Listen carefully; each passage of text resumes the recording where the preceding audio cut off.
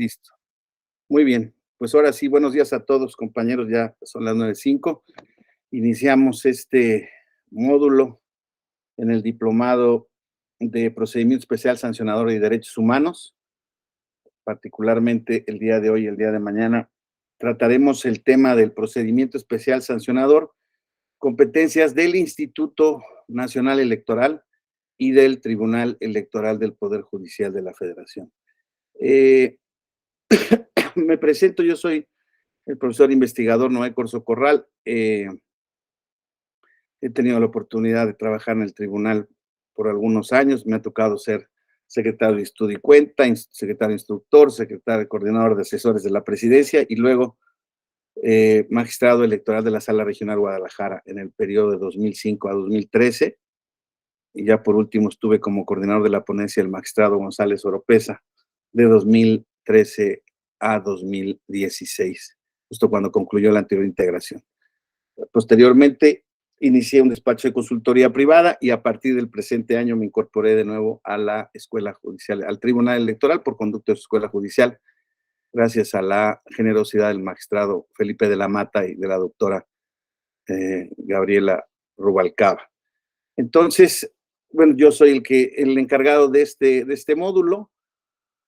Este módulo trata un procedimiento, un medio, digámoslo así, un medio correctivo de la equidad del proceso, de mucha relevancia, muy importante. Yo les diría ahora, les diría sin temor a equivocarme, que hoy en día el procedimiento especial sancionador en el ámbito de la Autoridad Nacional Electoral, así como en el ámbito de la Sala Regional Especializada y en muchas medidas en el ámbito de la Sala Superior a través del conocimiento del recurso especial de procedimiento especial sancionador en cuanto a la adopción de medidas cautelares o en cuanto a la emisión de sentencias de fondo, pues hay una gran cantidad de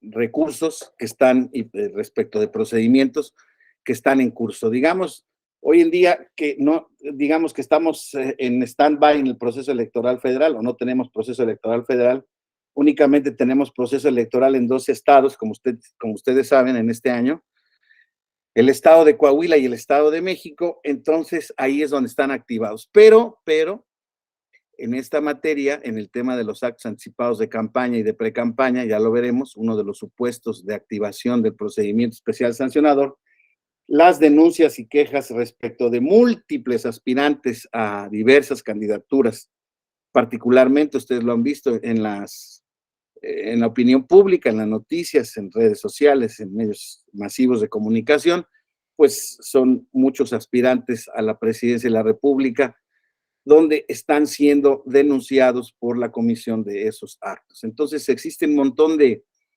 procedimientos hoy en día que tratan de dilucidar si existe la comisión de actos violatorios de la equidad electoral en diversas modalidades. Entonces, es muy importante que podamos pues un poco desmenuzar por qué es tan socorrido este procedimiento especial, ¿verdad?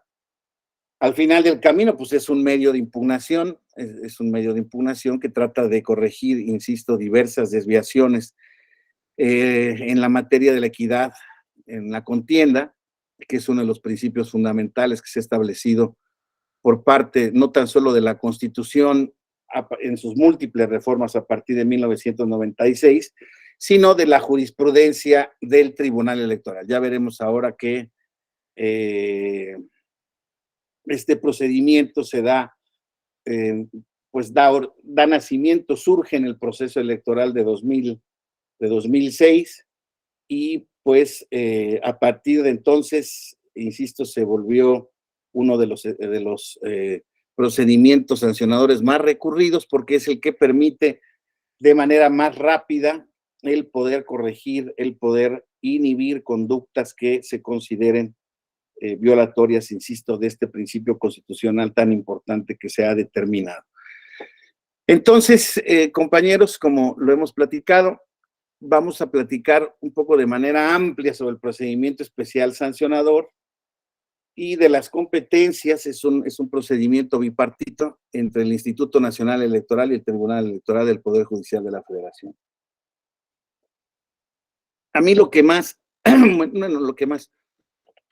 me interesa empezar conociendo cómo surge este procedimiento, porque la siguiente, por favor, Inés, si eres tan amable. Vamos a ver, origen y racionalidad del procedimiento especial sancionador. Esto, como les decía yo, se da en el contexto del proceso electoral de 2006. Ustedes saben, elección presidencial, un proceso electoral muy competido, un proceso electoral, pues a la postre, que tuvo un resultado desafortunadamente muy conflictivo por lo cerrado de los resultados, por las condiciones especiales en que se dio por primera vez un poco la actuación del INE en esta materia. Y bueno, pues digámoslo así, por el contenido y por la manera en que se disputó ese proceso electoral. Alguien podría decir, bueno, pues todos los procesos electorales son más o menos parecidos, siempre hay propaganda que se puede considerar calumniosa, denostativa, prohibida por la ley, actividad gubernamental, etcétera, etcétera. Siempre se ha denunciado y siempre se ha verificado. Sí, desde luego, siempre ha existido ese problema, incluso desde 1996, pero yo les diría que no fue sino hasta el contexto de esta elección donde se vio la necesidad de instaurar un procedimiento sancionador que, insisto, tuviera las características de sumariedad, o sea, de velocidad, de expeditez, y que tuviera como objetivo, o uno de los objetivos claros, el poder emitir medidas cautelares que, sin prejuzgar al final del camino respecto del fondo o no de la denuncia planteada, lo que se buscaba era que hubiera un remedio instantáneo o lo más pronto posible para poder, insisto, evadir conductas que pudieran ser violatorias de la contienda. Aquí, desde luego que voy a hacer mucha referencia, pero hemos escuchado, bueno, les he platicado hasta el momento que el principio que se trata de, ya lo veremos ahora en la sentencia del RAP 17-2000, lo que se trata de es, digamos, de proteger, insisto, es un principio fundamental, que es el de la equidad de la contienda, a través del respeto y cumplimiento de las normas específicas que establece la Constitución y las leyes respecto de la propaganda electoral. En un principio vamos a quedarnos con esa idea.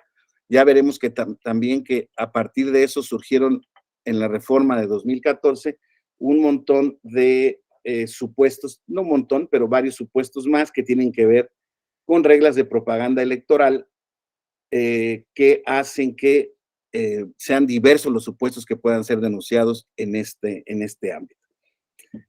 ¿Qué fue lo que pasó en el RAP 17-2006? En el proceso de 2006 había la promoción, la emisión de un par de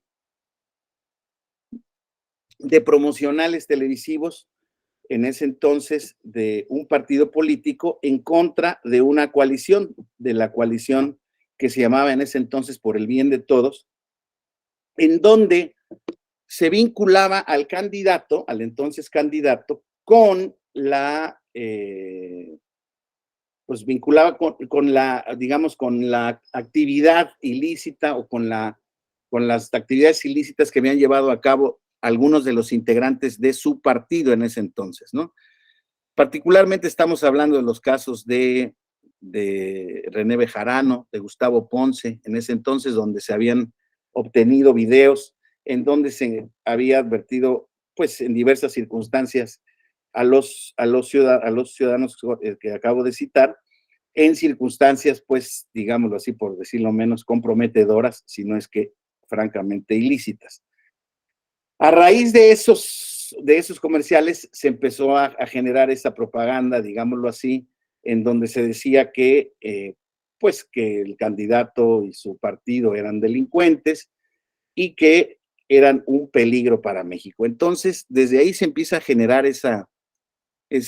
pues, digamos, esa propaganda negativa, y para ello la alianza, la coalición por el bien de todos, en ese entonces, presentó en el seno del Consejo General un proyecto de acuerdo para que se pudieran retirar esos dos promocionales, alegando naturalmente que la promoción de los mismos pues dañaba su imagen, eh, dañaba su integridad, influía naturalmente entonces en la equidad en la contienda, y pues que era necesario el que esos promocionales fueran retirados.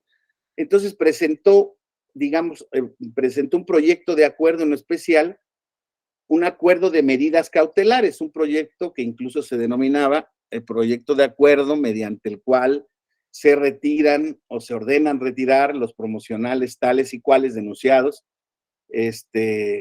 por los partidos que lo habían presentado, ¿no? Entonces, lo importante era que el instituto, al analizar la procedencia de ese acuerdo, dijo que no tenía facultades, que las únicas facultades eran las previstas en el artículo 270 del Código Federal de Instituciones y Procedimientos Electorales. Este artículo del Código establecía un procedimiento sancionador especial. Ustedes saben, estos procedimientos que surgen a partir de la reforma incluso de 1996 de manera incipiente, pero ya en la reforma de 2004 están un poco más desarrollados, son procedimientos administrativos sancionadores respecto de las violaciones a la normatividad electoral, pero digámoslo así, son procedimientos no correctivos, sino evidentemente sancionadores.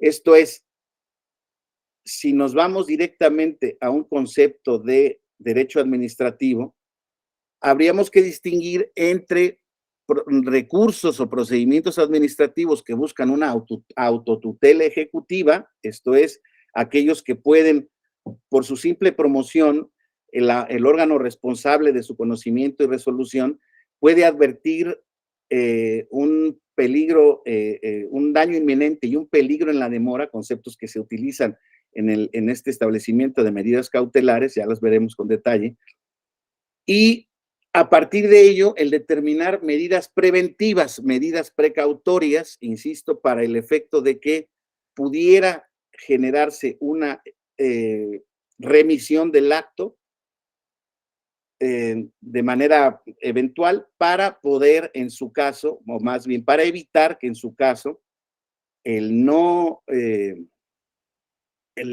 no solución a digamos, a ese peligro pudiera generar un daño al final del camino irreparable, particularmente en la reputación de a quienes estaban dirigidos esos promocionales, y posteriormente, de esta manera, hacia la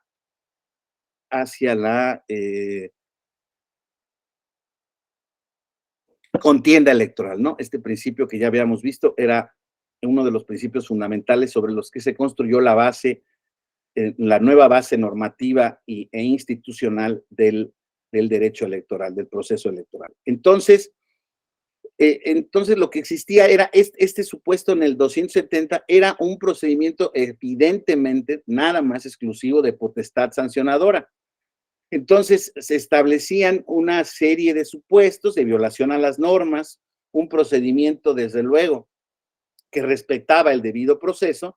Sin embargo, en ese procedimiento existían o no existían plazos fatales, y en consecuencia, pues los procedimientos administrativos sancionadores podían ser de muy larga duración, y en consecuencia, pues no había la posibilidad de que se pudiera reparar. Insisto, esto que estaba reclamando la coalición que se sentía afectada o que estaba siendo afectada por la promoción de esos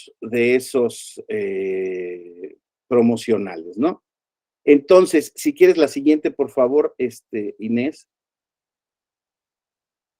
Estábamos entonces en este concepto de en qué consistían los spots, digámoslo así, que se reclamaban, y pues particularmente ya más o menos los puse en contexto, ya creo que ya todos tenían edad para recordar en 2006 cómo estaba este tema, y pues se presenta un proyecto de acuerdo al que recae una solicitud negativa, insisto, les decía yo, la coalición alegaba, yo te quiero presentar un proyecto de acuerdo, la siguiente por favor Inés, donde lo que yo busco es retirar la propaganda que está siendo encaminada a denostar, a generar descrédito y descalificación a mi candidato presidencial.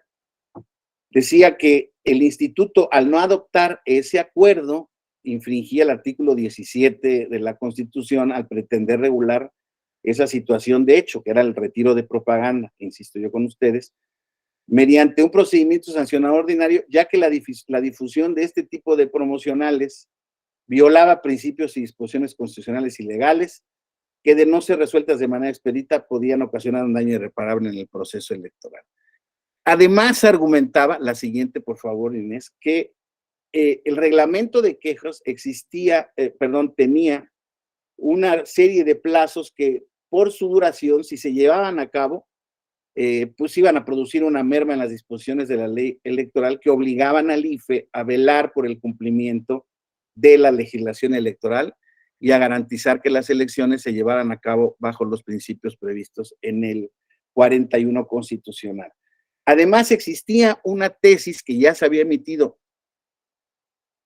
en esta materia, que en una de esas podríamos identificarla auténticamente como el antecedente remoto de la instauración de este procedimiento, que era una tesis que se había aplicado por el tribunal en el estado de Veracruz, que tiene nombre, como rubro tiene el de campañas electorales. El Instituto Electoral Veracruzano tiene atribuciones para hacerlas cesar o modificar si con ellas se violan los principios de igualdad o legalidad en la contienda.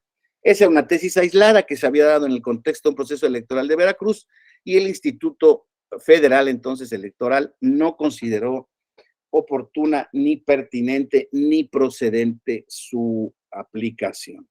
Entonces decía, oye, es que entonces el INE no está haciendo valer sus facultades, y entonces si se puede negar, o sea, si se niega con ese pretexto la calidad de autotutela ejecutiva que veíamos, ¿no? De naturaleza del procedimiento especial, del procedimiento, en ese entonces no había especial, del procedimiento sancionador que establecía el artículo 270, entonces, pues eso genera un incentivo perverso, que es un poco lo que se sigue criticando en gran medida de ese procedimiento.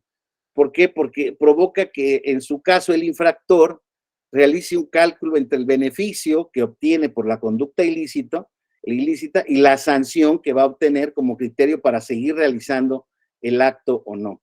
Y eso, al final del camino, dice, pues desde luego, a toda luz es inconstitucional, insisto. ¿Por qué? Porque si bien es cierto, el partido político eventualmente podría recibir una sanción y pagarla y cumplir con ella, etcétera, etcétera, pues el daño ya se llevó a cabo, y entonces desde luego que la posición de descrédito pues ya había logrado su efecto. Entonces la Sala Superior del Instituto resolvió de manera muy puntual, y es la reglamentación que se deriva de ese recurso, se volvió prácticamente posteriormente el texto de la reforma de 2007, donde ya se establece el procedimiento especial sancionador en materia de actos de propaganda política. Así es como empieza surgiendo este proceso. Ya veremos este procedimiento, ya veremos que se amplían diversos supuestos. ¿Por qué? Porque se advierten que en el despliegue de la actividad política ordinaria o común se pueden infringir diversas reglas específicas que están dadas para como presupuestos para la contienda electoral, como para la equidad de la contienda electoral, y insisto, no se agota exclusivamente en la transmisión de propaganda denostativa, sino también en un montón de casos más.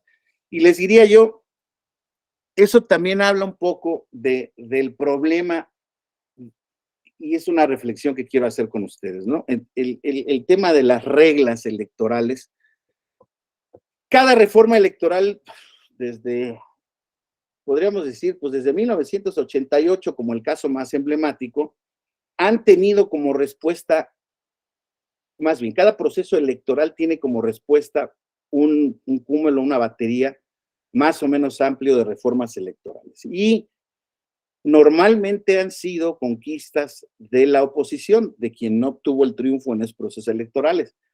En 1988, en la elección del presidente Salinas de Gortari, ustedes saben, fue el primer gran, pues parteaguas, digámoslo así, el gran hito electoral del siglo pasado, en donde en materia electoral veíamos que existía un problema legítimo de que pues las elecciones se llevaban a cabo por el gobierno y que su calificación se daba por órganos políticos. Estos son los colegios electorales. O sea, siempre eso, digámoslo así, nos trae como corolario el que siempre habíamos tenido normas electorales, normas protectoras del proceso, normas protectoras de la garantía de legalidad de las elecciones.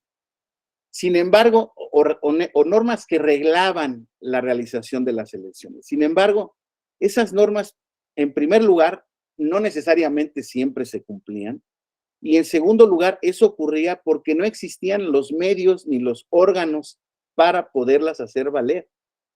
Fue en 1988, ustedes recuerdan que, bueno, los que no lo vivieron, en ese día hubo una elección muy concurrida, la más concurrida de todos los tiempos del México postrevolucionario, y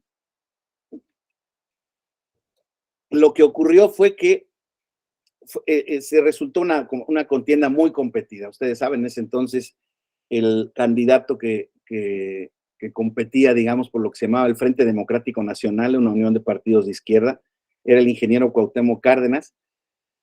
Y bueno, pues se dio una participación masiva y al final del proceso, cuando los resultados empiezan a fluir los resultados de las zonas urbanas del país, y en ese entonces la Comisión Federal Electoral, presidida por el entonces secretario de Gobernación, ustedes lo recuerdan, es un hecho, no es una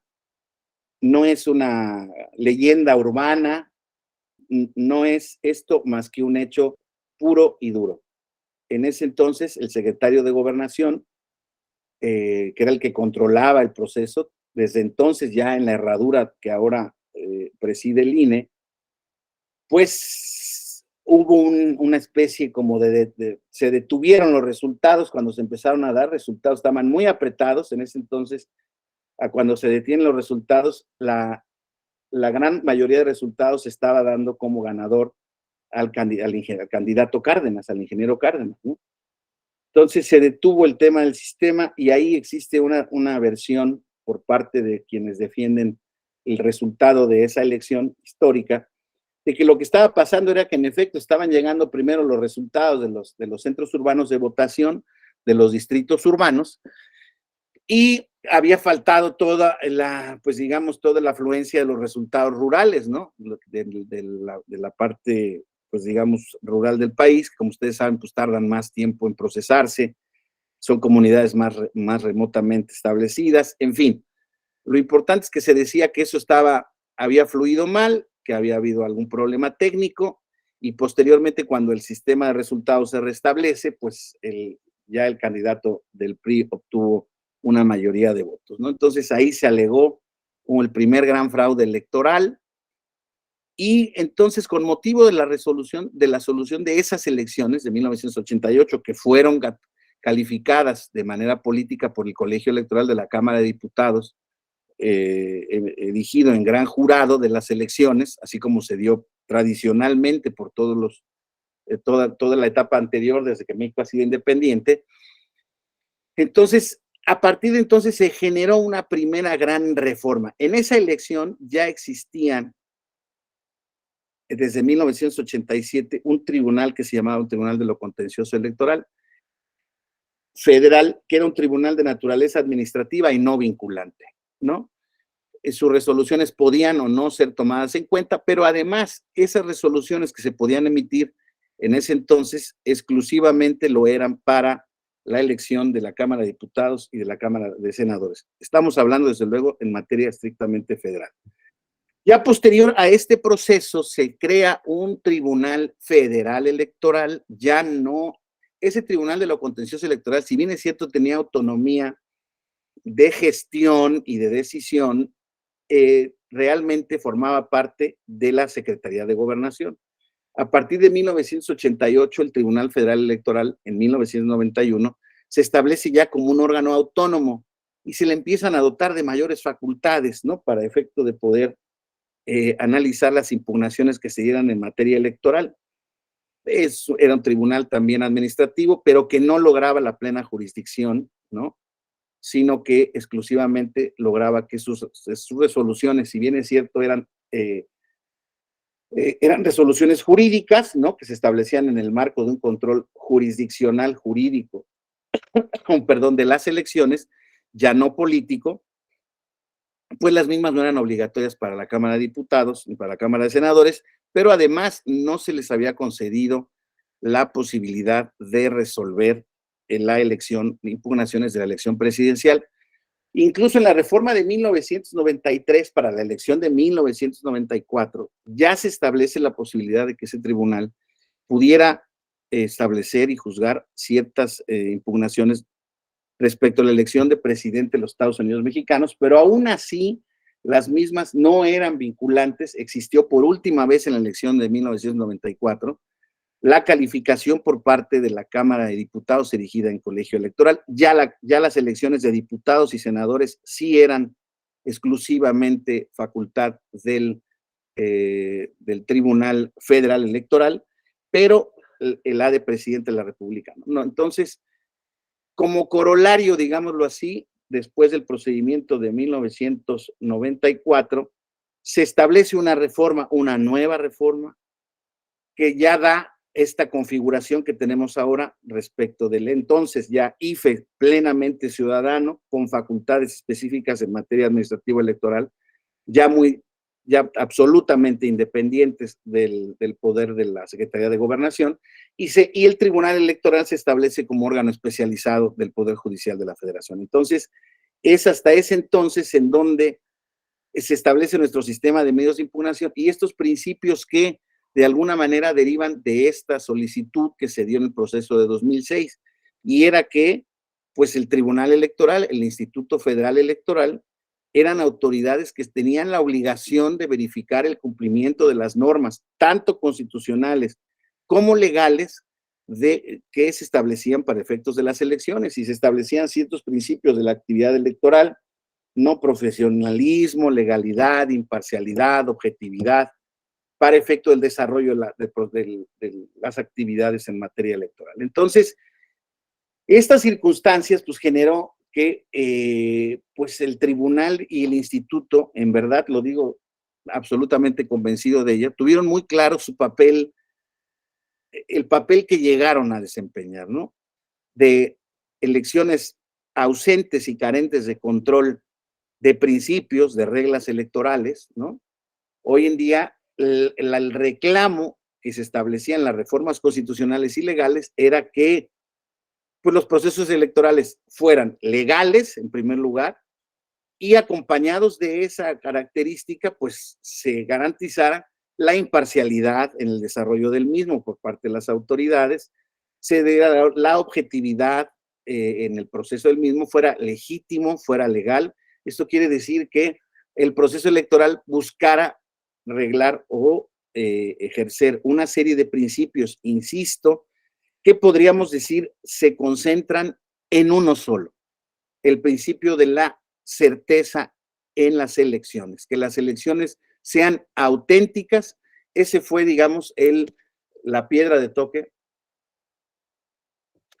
que generó la creación de estos órganos y de esas reglas. Pero esas reglas, pues desde luego, como toda obra humana y además como toda obra reactiva hacia determinadas circunstancias que existían en el pasado, pues no podía prever todas las circunstancias que en un futuro se fueran a dar, ¿no?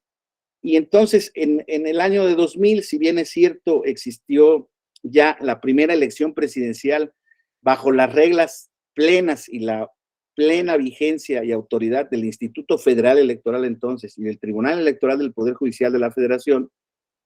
Ustedes recuerdan, yo recuerdo con mucha felicidad ese día, el día de las elecciones.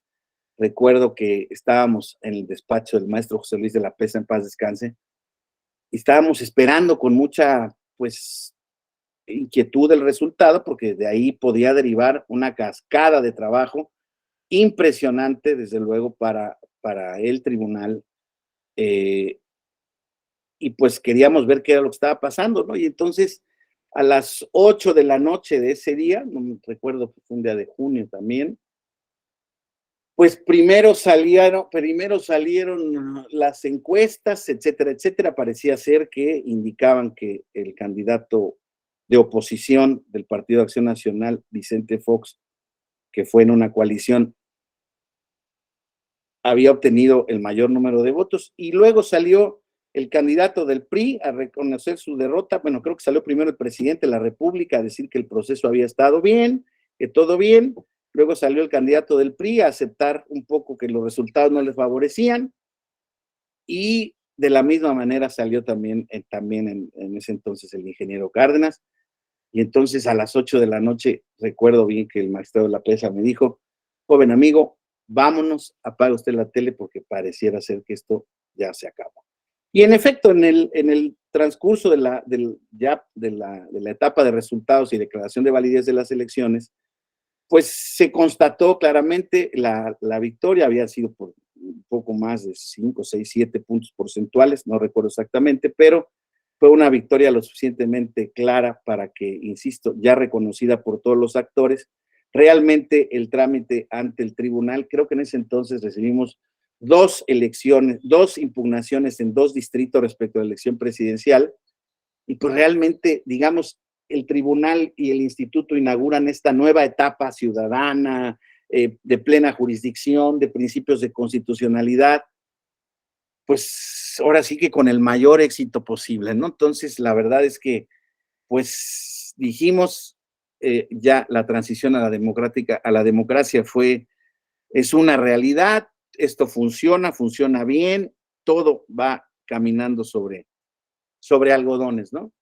Entonces, después de 1900, del año 2000, se generaron pues algunas reformas menores también, ¿no? Que tenían que ver justamente con el establecimiento y perfeccionamiento de estos procedimientos sancionadores, en fin, no mucho más, ¿no? Sino que hasta el proceso de 2006 se empieza a generar esta contienda también muy polarizada, muy compleja. Pero en ese proceso es cuando se empieza a dar este tipo de propaganda, ¿no? Y particularmente en contra del candidato de la coalición por el bien de todos. Y es donde se inscribe esta queja, esta denuncia, ¿no?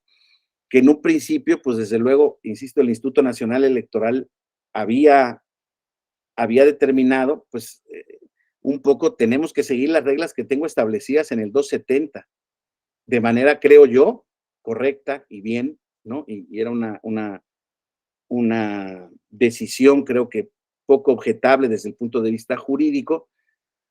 Sin embargo, vamos a ver, el diplomado se llama, ¿no? El procedimiento especial, especial sancionador y los derechos humanos, ¿no? Aquí el tema era cómo estaba el asunto respecto a los derechos humanos. Sabemos todos que los derechos humanos tienen como base o fundamento de su protección y razón de ser el fundamento de un Estado democrático, ¿no? De un Estado constitucional, de un auténtico donde la Constitución y los derechos humanos y esos derechos humanos y ese Estado democrático, ¿no? Pues implicaban sufragio libre, auténtico, ¿no?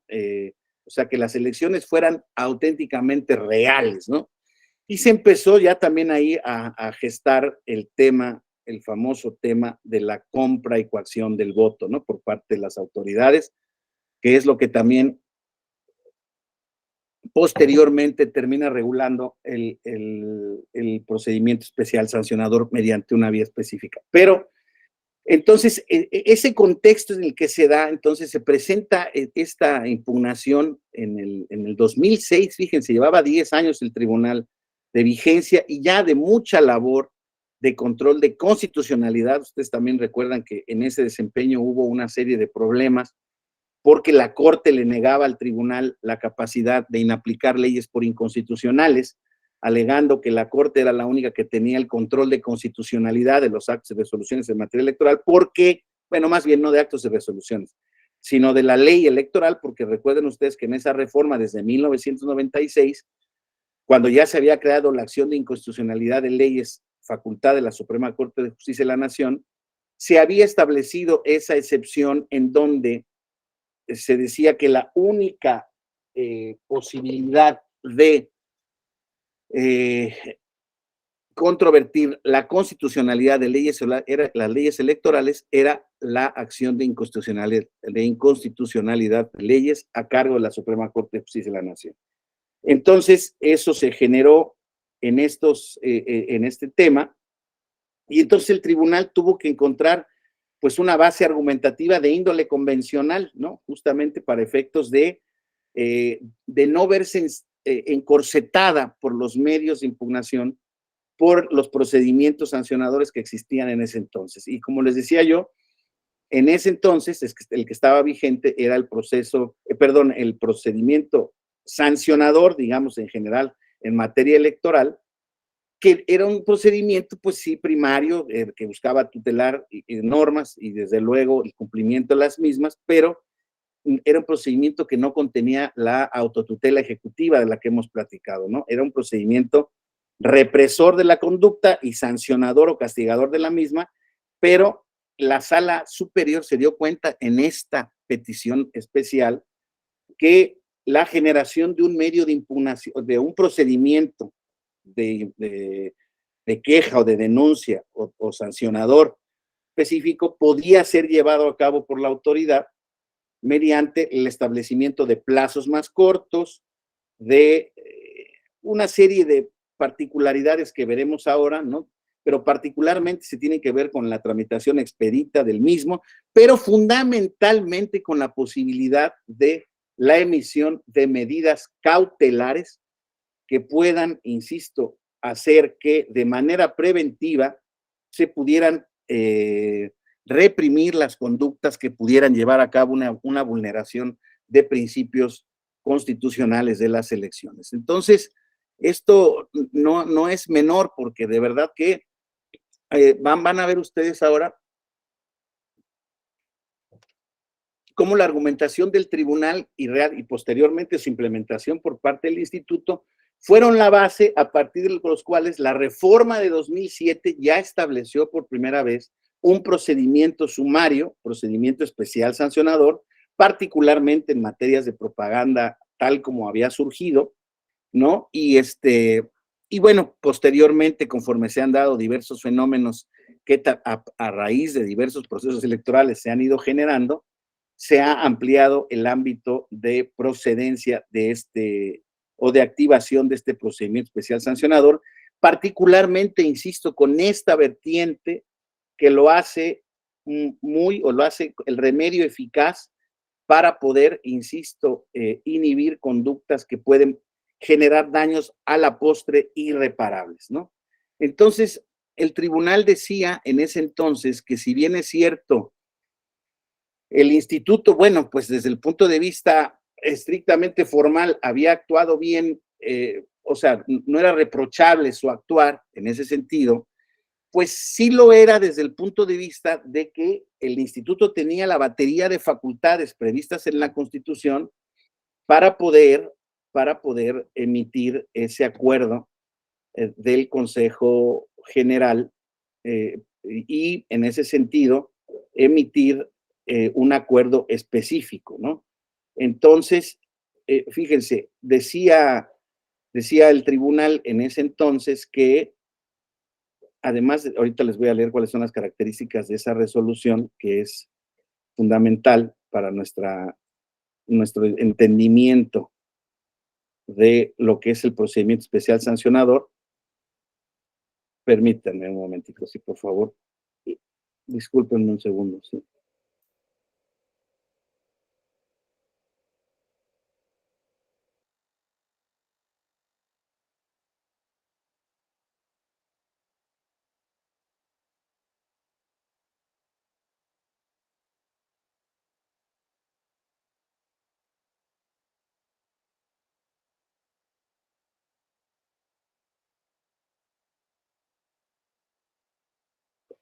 Una disculpa, discúlpenme. Entonces, les decía yo que esta argumentación por parte del tribunal genera las siguientes principios para el proceso. Dice, la existencia de disposiciones electorales de naturaleza sustantiva que se ha hecho referencia, particularmente se refieren todas aquellas que tienen que ver con el control de la legalidad y constitucionalidad de las elecciones, impone al Consejo General del Instituto, estoy leyendo la parte considerativa del RAP 17-2006, está consultable en el repositorio del tribunal, pero también en otras páginas de internet.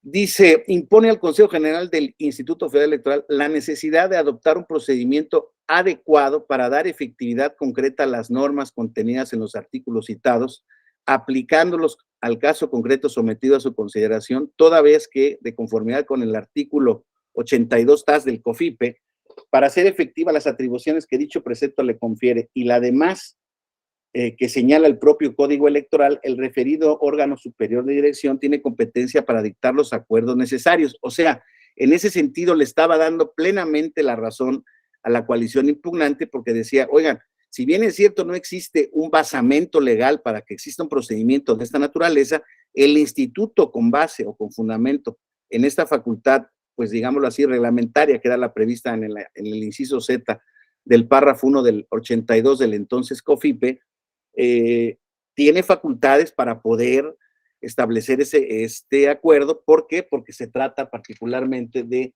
violaciones a los principios constitucionales de las elecciones. Entonces, el tribunal, la utilización de esa capacidad de plena jurisdicción que tuvo a partir de 1996 y que desarrolló con singular efectividad durante esos 10 años en otras materias, dice, ante la posibilidad de que se emita, un acto que afecte la esfera jurídica de un gobernado, un criterio de aceptación generalizada para determinar que la autoridad ha respetado la garantía de audiencia consiste en considerar que esa garantía ha quedado salvaguardada si concurren los siguientes elementos o formalidades esenciales. Y entonces establece un poco lo que es el parámetro de lo que sería el nuevo procedimiento sumario, que si bien es cierto surgía para un caso en concreto, que era el retiro de esos 2 promocionales que se estaba alegando, ya se establecía como una especie de instructivo para que además en sucesivos casos el mismo acuerdo o el mismo procedimiento sumario pudiera ser aplicado. Todos sabemos de la relatividad de las sentencias de nuestros tribunales, particularmente también el Tribunal Electoral. Sin embargo, en esta ocasión se genera auténticamente lo que es un instructivo para establecimiento de un procedimiento que va a ser aplicable a lo sucesivo. Y entonces eso genera pues, una especie de la creación de un juicio especial. No es la primera vez que lo hace el tribunal.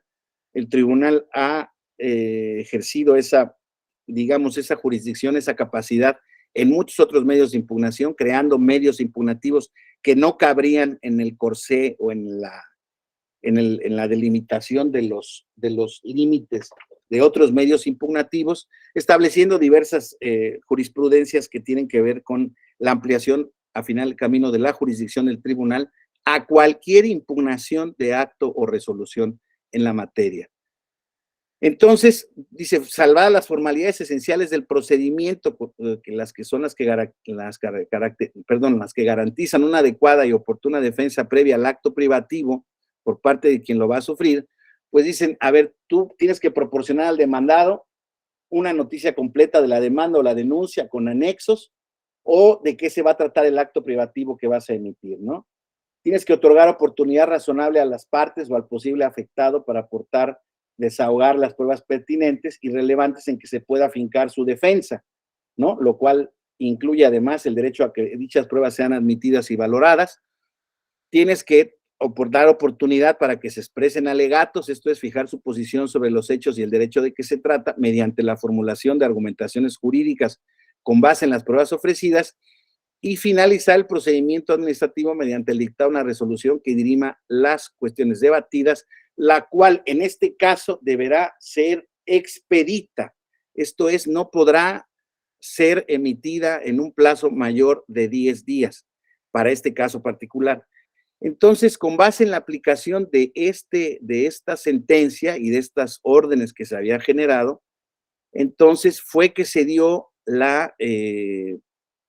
dio la razón a la coalición en específica, dando nacimiento a lo que posteriormente sería el procedimiento especial sancionador.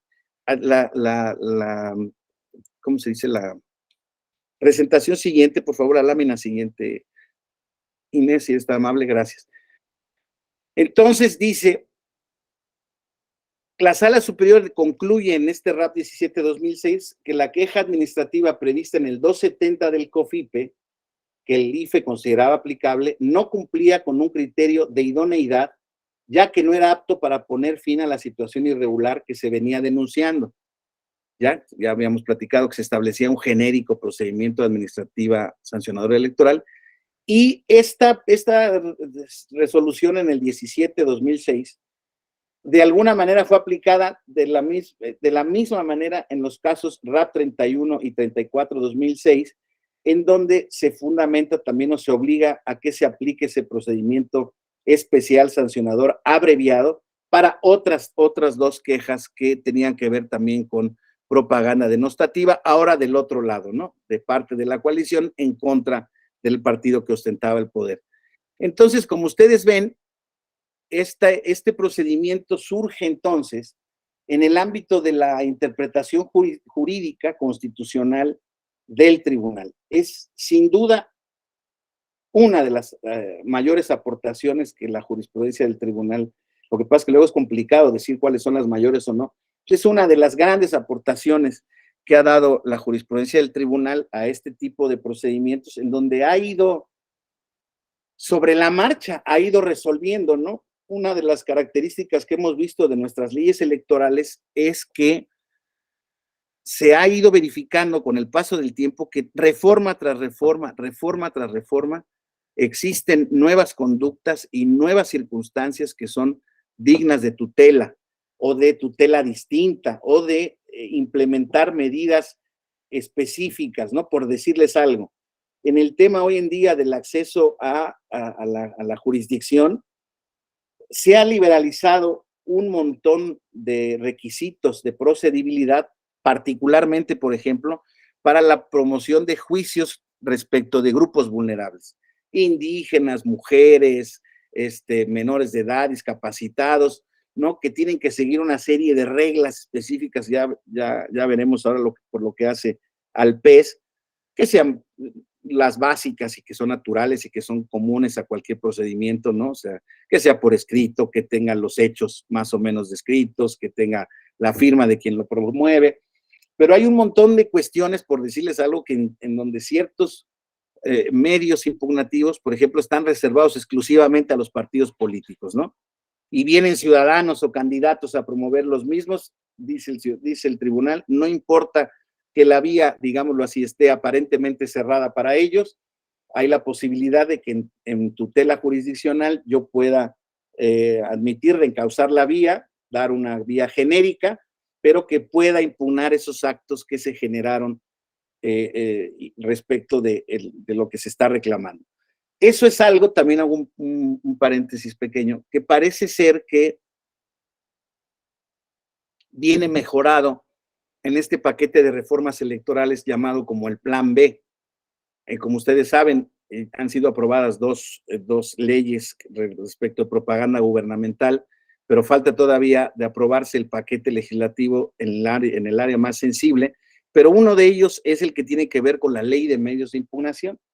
Y en la ley de medios de impugnación ya vienen estas cuestiones de manera regular, de manera simplificada, por decirles así.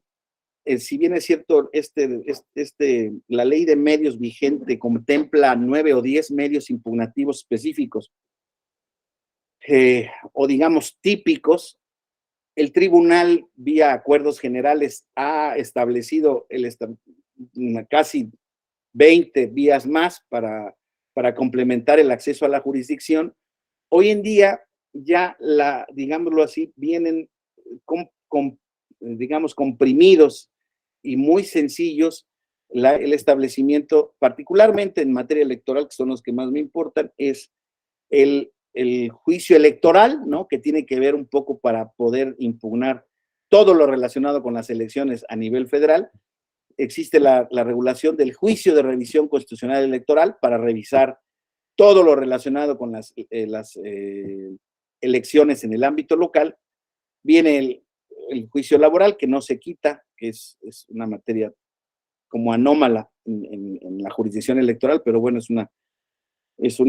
digamos, es una garantía orgánica que le quiere dar al tribunal para caracterizar su calidad de máxima autoridad en la materia jurisdiccional electoral. Y viene ahora un procedimiento sancionador de naturaleza, digamos, en varias vías, ¿no? Cuando quieras impugnar cuestiones en donde admitas medidas cautelares o quieras pedir medidas cautelares, pues puedes especificarlo y debe de ser procedente. Entonces, pero esto se da, insisto, a raíz del nacimiento de la jurisprudencia del tribunal, a raíz de RAP 17, luego 31 y 34 de 2006, en donde se crea, insisto, esta vía jurisdiccional en un procedimiento especial abreviado, y lo que genera la posibilidad, insisto, de poner remedios a conductas que pues puedan ser reprochables. Algo muy importante es que hoy en día, en la legislación que está vigente, naturalmente existe también un procedimiento ordinario sancionador, que es el que se encarga de naturaleza, pues digámoslo así, ordinaria, de llevar a cabo un procedimiento de naturaleza de tutela represiva de las normas, o sea, impositivo de sanciones, ¿no? No quiere decir que el especial sancionador no pueda concluir con la imposición de una sanción, claro que sí, pero insisto, su principal característica es que tiende a obtener resultados inmediatos para que los actos en la contienda electoral no se consumen como irreparables. Es literalmente, compañeros, la posibilidad de que el instituto y el tribunal, ya veremos que ahora es una competencia que se da compartida, saquen la tarjeta amarilla a alguno de los contendientes en el proceso electoral y pueda decirles que han incurrido en una aparente violación al derecho y que tienen que reprimir la conducta, retirar el promocional específico, o tienen que abstenerse de llevar a cabo actos públicos porque están impedidos por el artículo 134. En fin, esto creo, insisto, que dicta las bases o ha dictado las bases para que hoy en día nuestro procedimiento especial sancionador es un procedimiento hiper utilizado. Hoy en día la litigiosidad en esta materia es auténticamente, casi ocupa el 70% de la labor del tribunal, y pues ya sabemos que, insisto, esto se puede dar dentro del proceso electoral, pero también fuera del proceso electoral, porque uno de los puntos más importantes que ya veremos se logra tutelar en este ámbito del procedimiento especial sancionador tiene que ver con la realización de actos que se estimen anticipados de precampaña o de campaña. Hoy en día, digamos, esa es la gran cantidad de conductas que se trata de reprimir, y desde luego el tema de la violación al artículo 130 constitucional, que tiene que ver con la prohibición de la propaganda personalizada de las autoridades electorales en los procesos electorales o la utilización de recursos públicos. Todas las quejas que están hoy en día en trámite tienen que ver con esa materia, ¿no? ¿Por qué? Porque hoy en día ya no se trata nada más del contenido de los promocionales que se emiten en esos términos, sino de la promoción misma de anuncios o de actos propagandísticos que se consideran hoy en día no deben estar tutelados, no deben estar permitidos en el ámbito de la libertad de expresión política. Y eso genera, compañeros, pues un problema, ¿cómo les diría yo? Pues de compaginación entre la realidad y la vigencia del derecho, ¿no? Hemos platicado que todas las reformas electorales constitucionales de índole legal han respondido a un reclamo en específico, ¿no? Ya vemos ahora que este nacimiento del procedimiento especial sancionador se dio en el contexto específico de un caso, ¿no? Que sirvió como piedra de toque para que la jurisdicción del tribunal ordenara, ¿no? Esa activación de procedimientos administrativos expeditos, etcétera, etcétera. Sin embargo, compañeros, el tribunal, el instituto, las autoridades, tanto jurisdiccionales como administrativas, no pueden, en términos teóricos o en términos de principios jurídicos, no pueden generar la prohibición o prohibiciones que no existan expresamente establecidas en las leyes, ¿no? O sea, ¿cuál es el tipo de actos que generan actos anticipados de campaña y de precampaña? Pues particularmente eso lo ha determinado el contenido de esos actos para ser estimados como de campaña o de precampaña, ha tenido que ser definido por parte del Tribunal Electoral en su jurisprudencia respecto de los casos específicos en que se está, en que se alega una determinada violación. ¿Por qué? Porque en ese contenido pues caben un montón de actividades y una de las grandes dudas es, ¿este tema forma parte de actos anticipados de campaña o no? Y entonces el tribunal ha tenido que salir al quite diciendo, bueno, a ver, ¿qué se considera un acto anticipado como de precampaña o de campaña? Particularmente, ya lo veremos el día de mañana, ¿no? El tribunal ha emitido en diversas sentencias un tema de qué es lo que se dice, cuál es el contenido, por ejemplo, o qué es lo que se dice en un acto, en un promocional específico que se estime indebido por considerar que es acto anticipado de campaña. Primero que nada, pues que llame al voto, que vengan a votar por mí, o que presente una candidatura, o que hable de una plataforma política del futuro. En fin, una cantidad de supuestos, incluso de contenido semántico de las palabras, para que no exista fraude a la ley y para que nadie se posicione ventajosamente en ese sentido. Y entonces eso, el tribunal ha dicho, ese tipo de promocionales, esa libertad de expresión política que no la podemos cancelar tampoco en aras de reprimir posibles conductas que no están tipificadas en la ley. Recuerden ustedes que este procedimiento especial sancionador al final del camino es un procedimiento que se llama pues sí, administrativo sancionador electoral, al que le son aplicables mutatis mutandis, dice una jurisprudencia del tribunal, las reglas del derecho penal, ¿no? Del derecho punitivo del Estado. Y entonces eso implica, pues, que en términos generales, los tipos deben de ser cerrados, ¿no? El contenido de la conducta ilícita debe de estar perfectamente determinado para que la misma se pueda reprimir.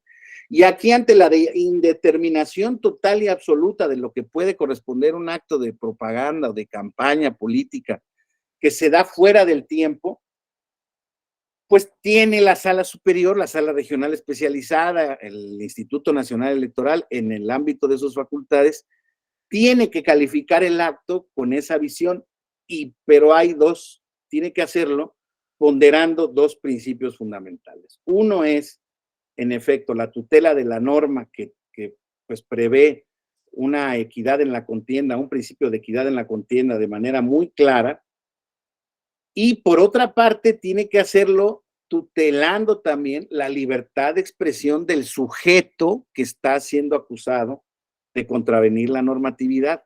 Insisto, ante la vaguedad y amplitud de los tipos administrativos, el tribunal se ha encontrado con esos problemas de decir, a ver, hasta dónde llega la libertad de expresión del individuo, del sujeto, del funcionario público, del aspirante, etcétera, del ciudadano, etcétera, etcétera, ¿no? Entonces, ahí es donde se han generado diversas determinaciones, donde incluso se han querido ver como contradictorias en ciertos casos, ¿no?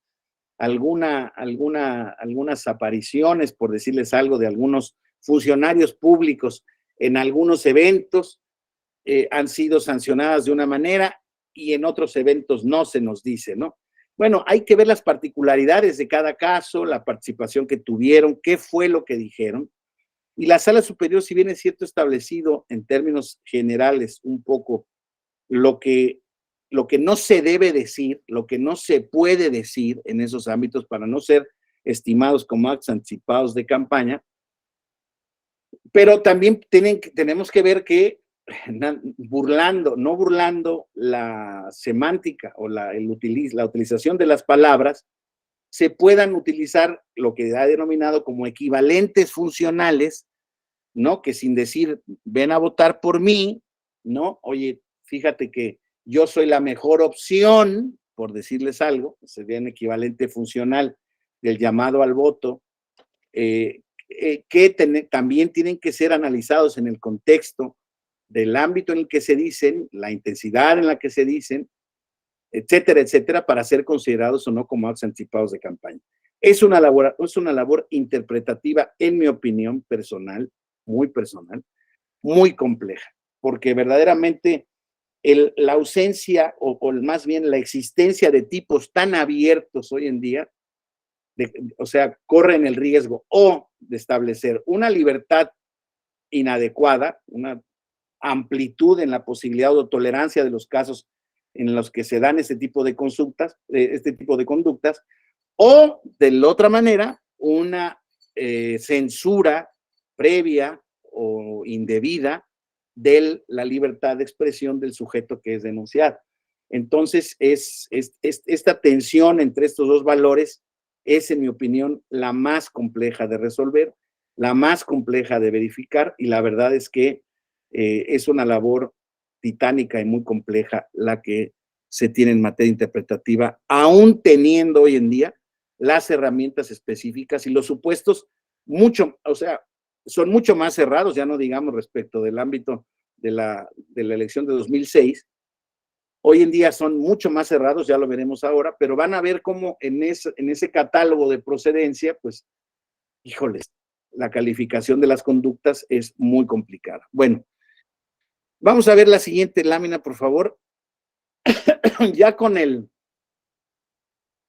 establecimiento de estos antecedentes que dieron origen a posteriormente en la reforma, tanto de 2007 como posteriormente de 2014, ya tenemos una base pues para comprender cómo es que surge este procedimiento y cuáles son sus objetivos y finalidades. Entonces podemos determinar que uno de los objetivos y finalidades primordiales del procedimiento especial sancionador es inhibir la conducta infractora de principios constitucionales. Ya lo veíamos desde la explicación del antecedente. Tiene que darse este procedimiento en plazos sumarios y abreviados. Estos son, ya lo veremos ahora en el estudio particular ya de la ley, y que vamos a ver que surgen realmente de la jurisprudencia del tribunal, ya que tienen un basamento legal. Lo que se busca es que sean en plazos de 24, 48 horas cuando se esté dilucidando esto. Ahora bien, yo debo decirles que en la práctica, al haberse multiplicado esta cantidad de recursos o de quejas y denuncias, pues desde luego los plazos se van teniendo que ajustar un poco a las necesidades de la estructura operativa, particularmente del instituto, porque él es el que recibe las quejas en primera instancia y determina su admisibilidad o desechamiento y, en su caso, la posibilidad de emitir medidas cautelares, ¿no?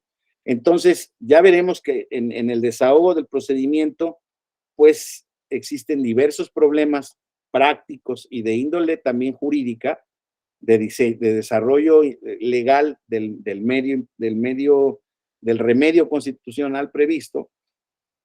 Pero bueno, eso vayámoslo viendo en términos específicos, ¿no? Aquí lo que tiene que haber también, como uno de los objetivos del PES, es la garantía completa de audiencia del denunciado y reglas de debido proceso. Tiene que haber notificación, emplazamiento, audiencia, alegatos y decisión fundada y motivada.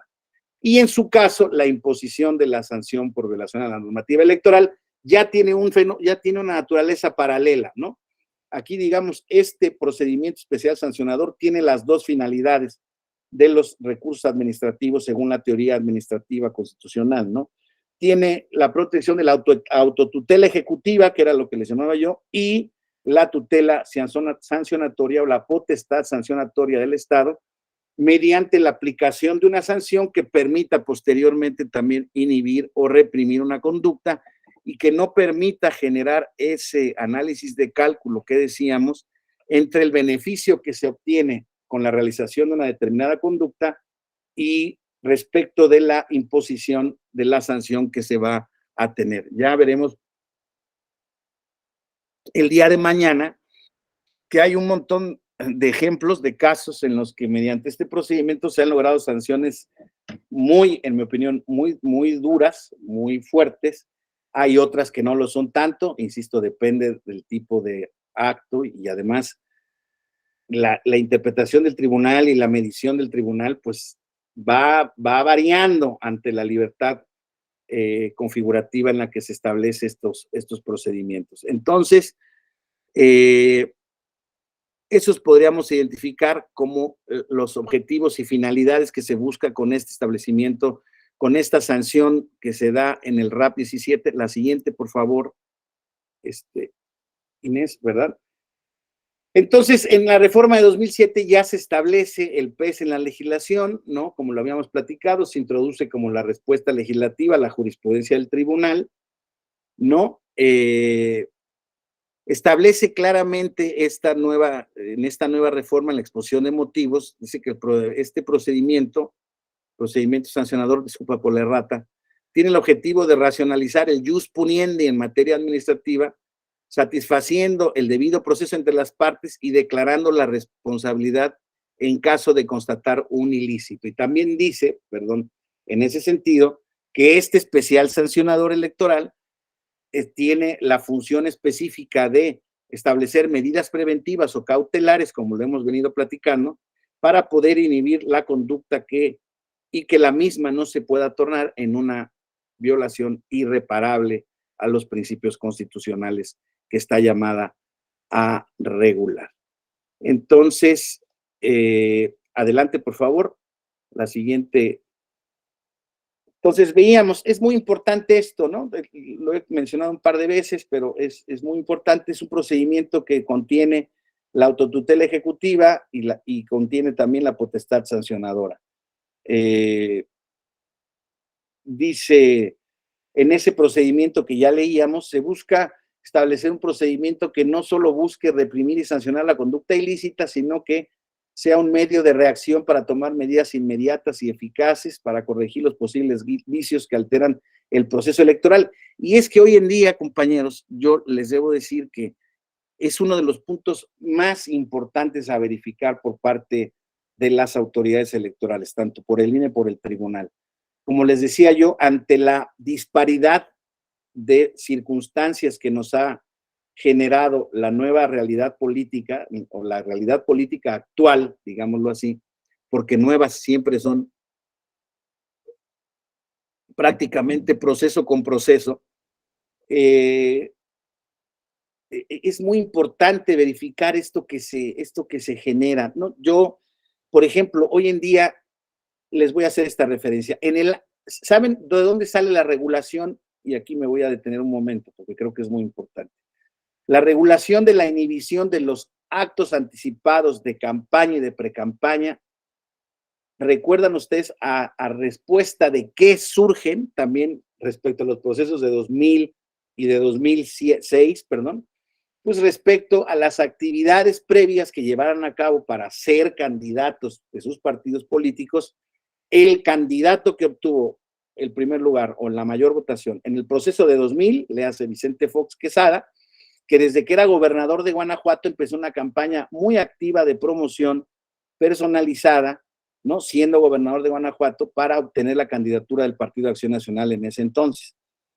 Y posteriormente, en el 2006, a partir de 2004, con él también, o de finales de 2004, 2005, con él entonces también miembro del gabinete del presidente Vicente Fox Quesada y próximo candidato presidencial del Partido Acción Nacional, y al final obtuvo el primer lugar en la elección, en esa elección tan complicada, el expresidente Felipe Calderón, ¿no? Ellos dos generaron actos anticipados o actos previos al inicio de los procesos electorales para posicionar sus candidaturas. No nada más ellos, es muy importante verificar. Realmente existía una práctica generalizada al respecto. Lo que pasa es que realmente los reclamos vienen respecto de cuando estas actividades, digamos, cristalizaron de manera positiva. ¿Por qué? Porque decían, en el caso de Fox, decían, recuerdo en ese entonces, varias argumentaciones que se dieron incluso en procesos sancionadores respecto a las conductas de Vicente Fox, decían, a ver, es que lo que está pasando aquí es que está utilizando indebidamente, eso se decía, no tan solo se está moviendo antes, sino que está utilizando recursos públicos del gobierno del estado de Guanajuato, porque ustedes recuerdan, era gobernador del estado de Guanajuato. Entonces, de lo que se trata es que esta persona, utilizando su cargo público, no genere estos actos que además son anticipados, y entonces que logran dos cosas, mediante la indebida utilización de recursos públicos, mediante la indebida temporalidad de la aparición de sus actos, pues se está posicionando indebidamente en el electorado. ¿Por qué? Porque está violando la equidad en la contienda electoral. De la misma manera pasaba, perdóname que se los diga, en el mismo caso, en muchos procesos había alegaciones en ese mismo sentido. Entonces, digámoslo así, era una práctica que generalmente se estaba utilizando. Entonces, sin embargo, la reforma de 2006, 2007, sí establece ya la creación de actos anticipados de campañas o la inhibición de actos anticipados de pre-campaña y de campaña como reacción a estas prácticas que se venían generando por los diversos actores políticos, pero que en dos casos, digámoslo así, la oposición o quien promovió estas reformas que inhibían la libertad política o la condicionaban de esa manera, pues se habían habían cristalizado de una manera positiva. Entonces, el objetivo de las reformas era sancionar esas conductas. Bueno, pues, ¿qué ocurre? Hoy en día vemos que entonces se emite la regulación de 2007, ¿no? La reforma constitucional 2007-2008, y se inhiben estos actos, pero ¿qué ocurre, compañeros? Empiezan bajo ya digamos, una franca violación o una franca regulación normativa de los mismos. Ahora se empiezan a buscar o empezamos a ver desde esos procedimientos electorales, desde esos procesos electorales, empezamos a ver movimientos que tratan de esquivar la ley, ¿no? Haciendo diversos o disfrazando diversos actos o participación en diversos actos, de manera que pudieran tener el impacto debido sin incurrir, digámoslo así, en el género en el que estaban considerados como prohibidos. Y es lo que pasa hoy en día con estos procedimientos que les digo yo que están ventilándose en el ámbito de la jurisdicción electoral, ¿no? Todos sabemos, esto también es un hecho público, no lo estoy ni criticando, ni lo estoy, únicamente estoy señalándolo. Sabemos que desde hace un año ya, por parte a lo que hace al partido en el poder, se han desvelado los nombres o se han autorizado los nombres de algunos candidatos o precandidatos o posibles aspirantes, ya dejémoslo aquí así, porque ninguno puede ser precandidato, ninguno puede ser candidato, porque simple y sencillamente no estamos en el proceso electoral correspondiente, a 4 o 5 integrantes del gobierno o de simpatizantes del gobierno o diversos funcionarios del gobierno actual, en donde, pues desde luego, pues se ha dado un inusual, porque aquí, digámoslo así, ya fue un tema perfectamente premeditado y establecido, un inusual movimiento político, pues que nos tiene hoy en día inmersos en eso estamos hoy en día, ¿no? Todos los días vemos en las noticias, todos los días el tribunal recibe quejas sobre si tal funcionario en el proceso electoral del Estado de México ahora, del Estado de Coahuila ahora, está violando o no está violando la normativa y es objeto de un procedimiento administrativo sancionador electoral. Castígalos, sanciónalos, tribunal electoral, o ponles medidas cautelares, INE. ¿Por qué? Porque están haciendo actos anticipados de campaña. ¿Por qué? Porque están violando las normas de campaña. ¿Por qué? Porque están utilizando recursos públicos. En fin, ese es el tipo de quejas que se están dando. Y el tribunal, pues, ha resuelto en diversidad de sentidos, ¿no?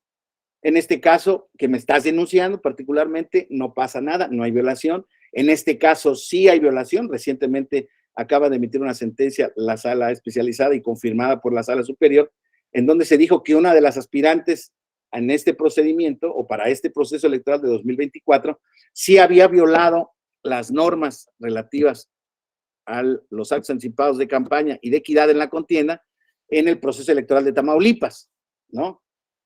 Y así, nos las vamos a llevar, porque todos los fines de semana, muchas veces, todos los días entre semana, estamos viendo actos anticipados. De hecho, eso ha generado, compañeros, un montón de jurisprudencia del tribunal y de criterios interpretativos aislados por parte del tribunal, en donde hoy en día se van cuestionando conducta por conducta. Oiga, tribunal, yo le vengo a denunciar la participación de este funcionario público en un evento del fin de semana, porque cuando llegó le gritaron, presidente, presidente, presidente.